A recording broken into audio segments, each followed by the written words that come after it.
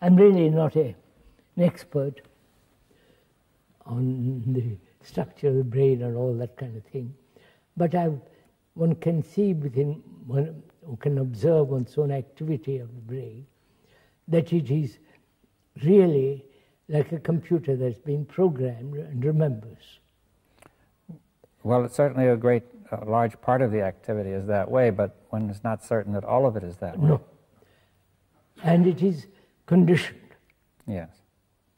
Conditioned by past generations, by the society, by the newspapers, by the magazines, by all the activities and pressure from the outside. It is conditioned.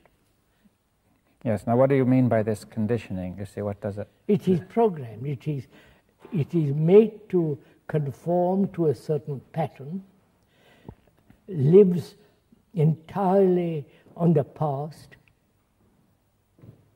modifying itself in the future with the present and going on.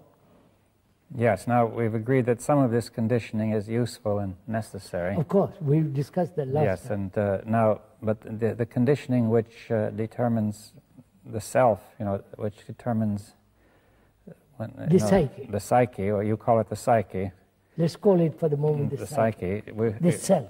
The self, the psyche. That conditioning is what you're talking about. That may not only be unnecessary but harmful, right? Yes, that's what we were discussing too. Yes. That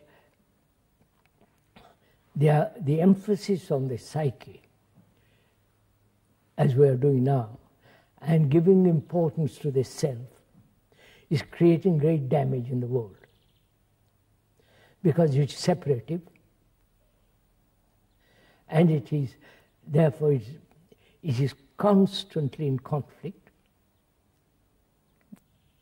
Yeah. Not only within itself and with the society, with the family, and so on and so on. Yes, and it's also in conflict with nature. With the nature, with the whole universe, if you can call it. I think we discussed last time that the conflict arose because the division arising because thought is limited. Thought is limited. Being based on this conditioning, on this knowledge and memory, it is limited. Yes. Yes. And experience is limited, therefore knowledge is limited. Memory and thought. Thought is limited, and the very structure and the nature of the psyche is the movement of thought. Yes. In time.